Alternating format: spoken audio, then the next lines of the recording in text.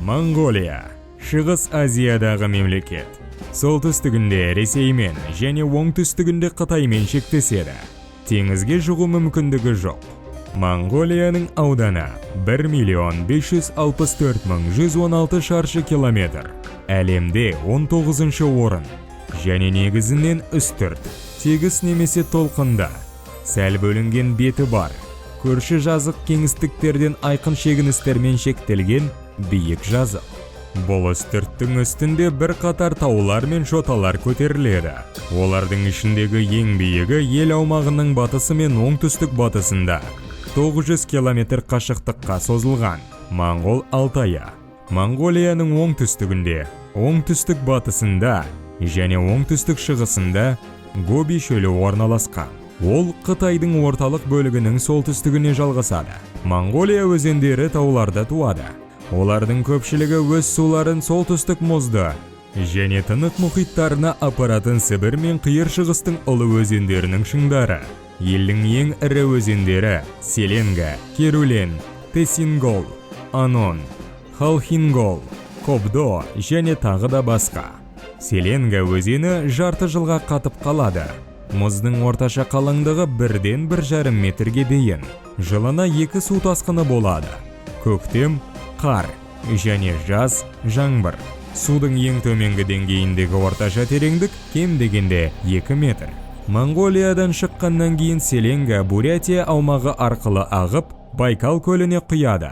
Монголияда қатал қысы мен құрғақ ыстық жазы бар күрт континенталды климат бар.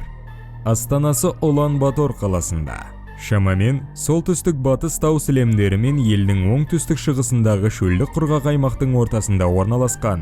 Температура қыста -25-35 градустан, жазда +25-35 градусқа дейін. Улан-Батор әлемдегі ең суық қысқы астаналардың бірі. Ең суық ай қаңтар. Монголия 21 аймаққа бөлінеді. Олар өз кезегінде 329 самонға ие. Астанасы Улан-Батор дербес әкімшілік бірлік болып табылады.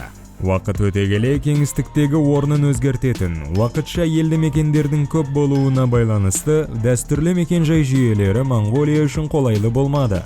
Қалаларда көп адамдар тұрса да, Монголияның экономикасы тау-кен және ауыл шаруашылығы сияқты салаларға шоғырланған. Мыс, көмір, молибден, қалайы, вольфрам және алтын сияқты минералды ресурстар елдің өнеркәсіптік өндірісінің маңызды бөлігін құрайды. 1924-1991 жылдар аралығында Моңғол Халық Республикасы КСРО-дан ірі қаржы экономикалық көмек алды. Бұл көмектің шыңы оның жалпы ішкі өнімінің 1/3 құрайды. 1990 жылдардың басында және келесі оңжылдықта Монголия экономикасы қатты құлдырауға ұшырады. Содан кейін тоқырау болды. Жан басына шаққандағы жалпы ішкі өнім 5400 ақш доллары. Жұмыссыздық деңгейі 10%. Орташа жалақы 393,125 доллар құрайды. 2020 жылдың қаңтарынан бастап ең төменгі жалақы 160 долларды құрайды.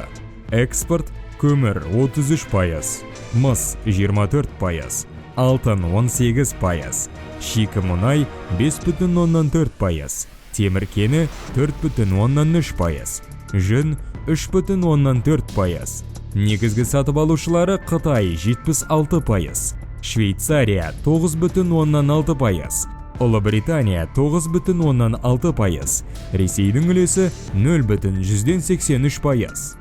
Импорт, машиналар мен жабдықтар 21,1%, мұнай өнімдері 18%, көлік құралдары 14,7%, дайын тамақ өнімдері мен темекілер 8,6%, химикаттар 7,1%.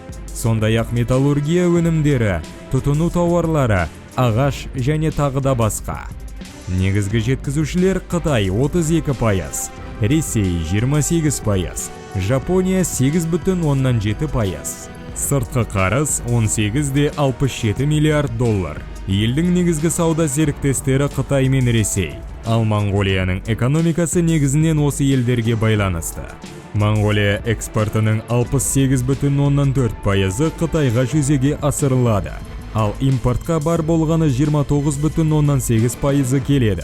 Мемлекет Біріккен Ұлттар ұйымының барлық құрылымдарына, сондай-ақ тәуелсіз мемлекеттер достастығының кейбір құрылымдарына бақылаушы ретінде қатысады.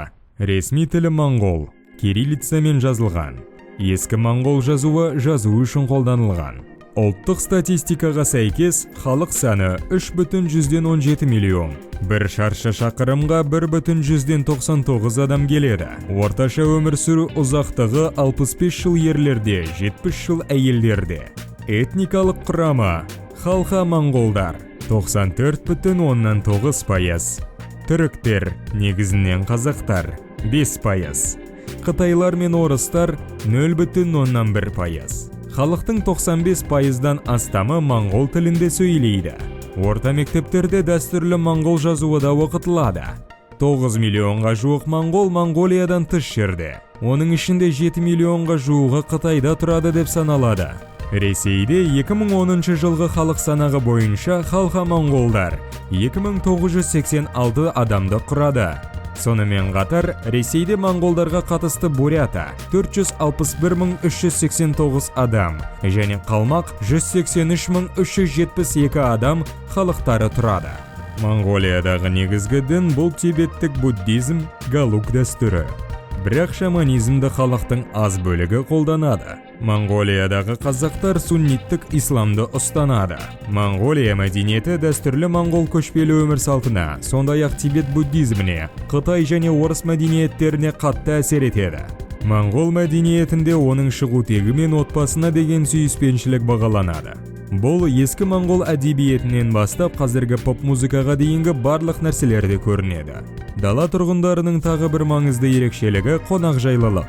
Киіз үй моңғол ұлттық ерекшелігінің маңызды құрамдас бөлігі. Осы вақытқа дейін мал өсірумен айналысатын және көшпелі өмір салтын сақтанған моңғолдар киіз үйлерде тұрады. Білім беру Моңғолияның ішкі саясатының басым бағыттарының бірі. Қазіргі вақытта көшпенділер отбасыларының балаларына арналған маусымдық мектеп-интернаттар құрудың арқасында елдегі сауатсыздық жойылды. Қарулы күштердің саны 10,3 мың адам жасақтау әскерге шақыру бойынша жүзеге асырылады. Қызмет ету мерзімі 12 айды құрайды. 18 жастан 25 жасқа дейінгі ер адамдар шақырылады. Улан-Батор Моңғолияның астанасы, жер бетіндегі ең суық астаналық қала. Моңғолияның халық саны бойынша ең ірі қаласы 1,405,000 адам. Дербес әкімшілік бірлік ретінде бөлінген. Қала Туыл өзенінің аңғарында 1300-1350 метр биіктікте орналасқан. Улан-Батор Моңғолияның саяси, коммерциялық, мәдени және ғылыми орталығы, сондай-ақ бүкіл Азияның маңызды қаржы орталығы болып табылады. Бұл үлкен көлік торабы. Қалаға Шыңғысхан халықаралық әуежайы және 2 аэродром қызмет көрсетеді. Жаңа халықаралық әуежай салынуда. Улан-Батор темір жол вокзалы аймақтық және халықаралық темір жол қатынастарының орталығы болып табылады.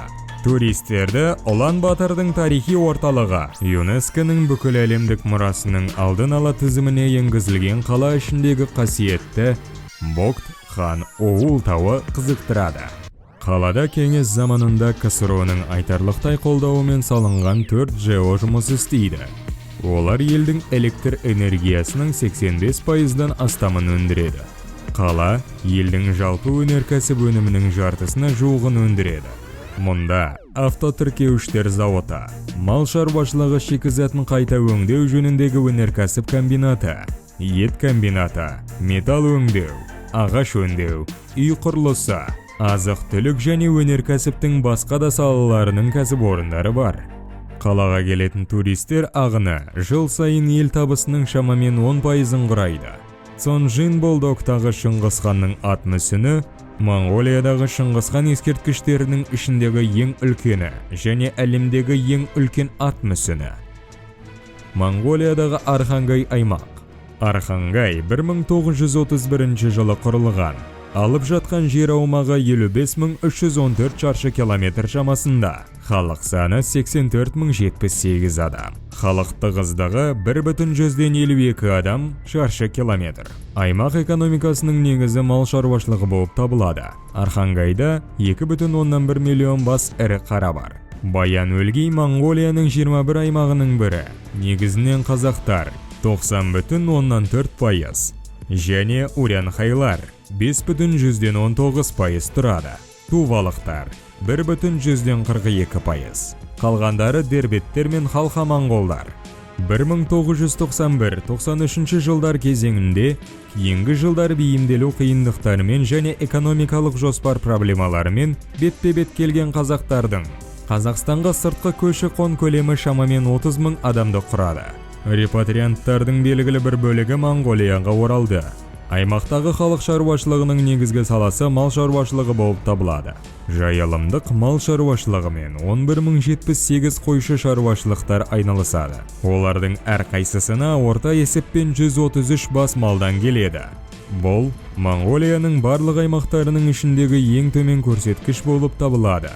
Жыл сайын сыртқы және ішкі нарықтарға 2000 тоннадан астам ет, 850-900 тонна қой жүні, 130 тонна ешкі түбіті, 280-300 мың дана малдың барлық түрлерінің терісі жеткізіледі. Оларды өткізу өңірдің халық тұтынатын тауарлар мен тамақ өнімдеріне ішкі қажеттілігін қамтамасыз етеді. Аймақ аумағында әртүрлі құрылыс тастарының, охраның, вольфрамның және сирек кездесетін түсті металдардың бай кен орындары бар. Аймақта қазақ тіліндегі «Жаңа өмір» газеті шығады.